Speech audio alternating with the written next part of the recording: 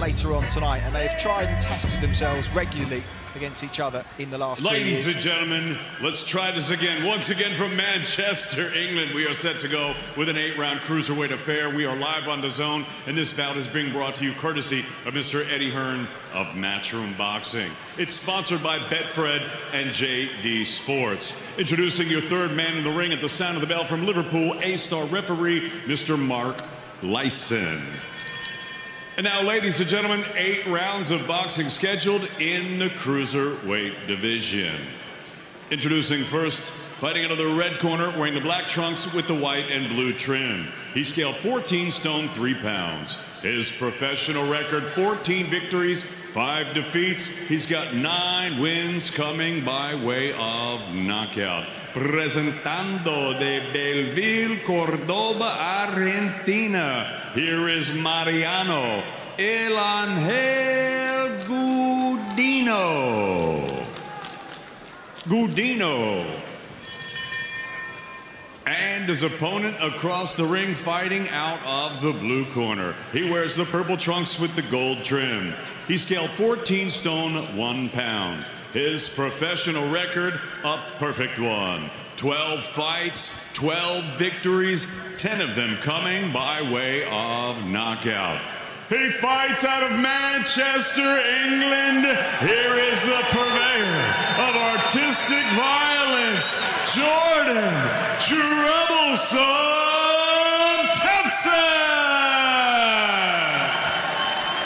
Thompson.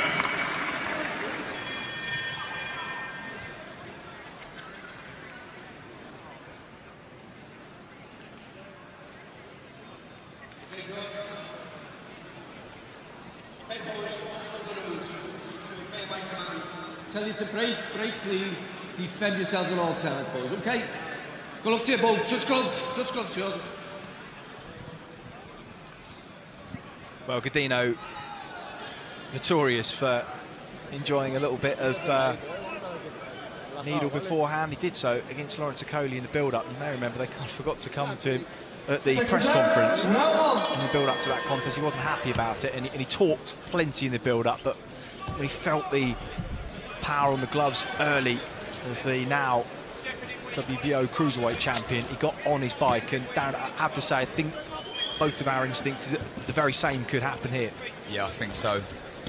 Gudino, yeah, look, when he fights and bites down in his gum shield and let the shots go, he's not a bad fighter. He moves his head really well, he can move his feet, as you can see there, but he is guilty of pouring the jab and can be caught with a right hand over the top. And with someone like Jordan Thompson, who punches ridiculously hard with that right hand, he's going to have to be careful. I can't see any way that he can win this contest, so you straight away see now he's almost in survival mode instantly. So Jordan Thompson, he's got to remain patient, he's got to get behind that jab, plenty of feints, try and draw out that lead.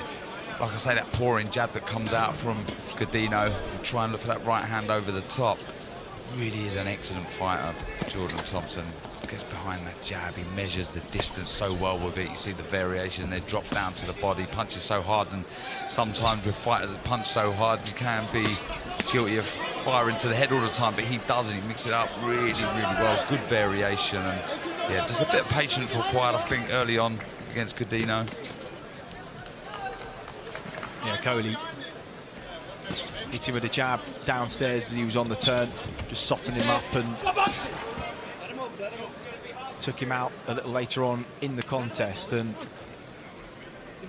Jordan Thompson knows he's got variation, he can fight going forwards and backwards, but I think he was kind of maybe being kind with his assessment of a man that really would feel his power and do really what he's doing now, and it will be down to him to slow him down, to break him up, be patient, and of course just watch out for what comes back at him when he is in attack mode. Minutes ago in the first round, if you're just joining us on Before the Bell, Chris Lloyd here with Darren Barker alongside me as usual, live from the Manchester Arena. All the action to come on the Zone at 7 o'clock local time, just over half an hour from now. Yeah, feet would be important in this contest. And Jordan Thompson's going to have to close that ring down, try and cut it off, try and pin Gudino into the corner onto the ropes. You can already see the approach Gudino's coming into this fight with move, frustrate Jordan Thompson, stay away from that big right hand. Like I say, does move his head and feet well, so patience key for Jordan Thompson. Good right hand to the body there. Oh, Gudino tried to lift his left leg up there. He sort of barreled in. Just loops right hand over the top. Thompson just rode it on the shoulder, now just boxes him into the corner, just trying to lay back and bring him onto something. Whoa, Gudino spun himself right the way around there.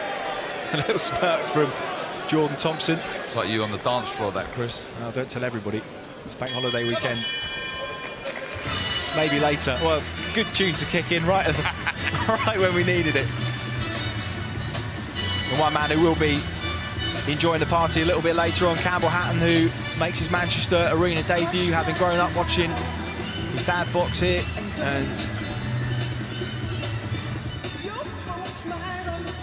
scaled him back the last 4 or 5 months, just moved him around the European circuit, put him a little further down on cards after a difficult night on the AJ Usyk undercard at Spurs Stadium, where frankly he just boxed in front of way too many people. I think the occasion got to him, and that will all come in good time. But his dad Ricky knows all about how to prepare for those big occasions.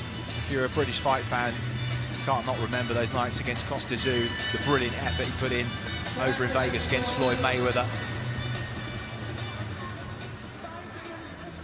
And of course, the man who tops the bill tonight knows all about the pressures and expectations of a famous fighting surname. And it took Conor Benn 4 or 5 years to really step out of his dad's shadow and create a reputation of his own. He has done so. And he's in another test against the Southpaw veteran, South African Chris Van Heerden. Top of the bill here, live on the zone later on tonight. Jordan Thompson, though, in full control at the start of the second round. Gudino just on his bike, moving around the outside of the ring.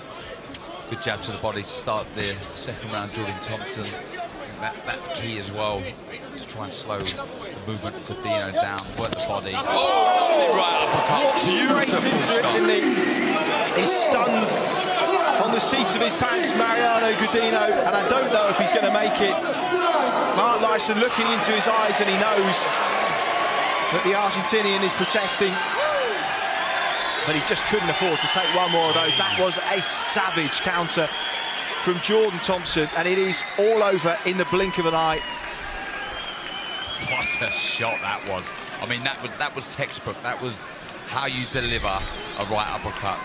What a shot. Well, I need to remind you, it took Lawrence Okoli 7 rounds to break this man up.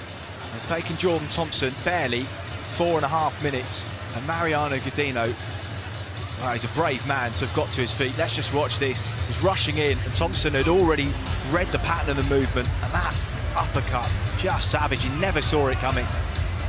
Yeah, Gudino, the shorter man, went to let his hands go. Jordan Thompson see that, he see the foot movement of Gudino, and just fired out that beautiful, short, sharp right uppercut. I mean, it was textbook, it really was. The timing to land a shot like that. And you mentioned how short it was too. I was just looking at that as well. Just didn't load up, didn't wind up with it at all. Just straight from the hip. Beautiful shot.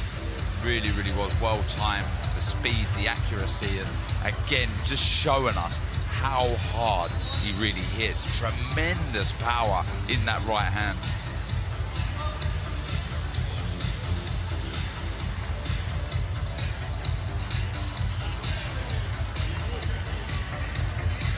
Okay, well, David Diamante has the official particulars. Let's head over to Ladies and gentlemen, referee Mark Lyson calls a halt to this contest. The official time of the stoppage, 47 seconds of round number 2. Your winner by TKO, he's still undefeated from Manchester, England, Jordan Troublesome Thompson.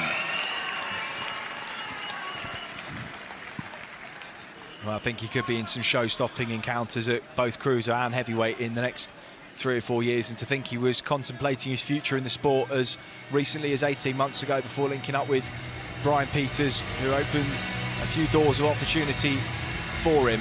And, well, what a good decision that turned out to be. When you look at the domestic cruiserweight mix, guys like Richard Riakporhe pushing for world titles, Bilal Smith and Tommy McCarthy, of course, contesting the European later on, Jack Massey, Mikhail Lawal, Dion Juma, even names like Luke Watkins, who's a little inactive, but Well, you wouldn't really count him out against any of those fighters, even at this stage. Just going to be a little bit of experience and rounds under his belt, isn't it? Yeah, absolutely. I think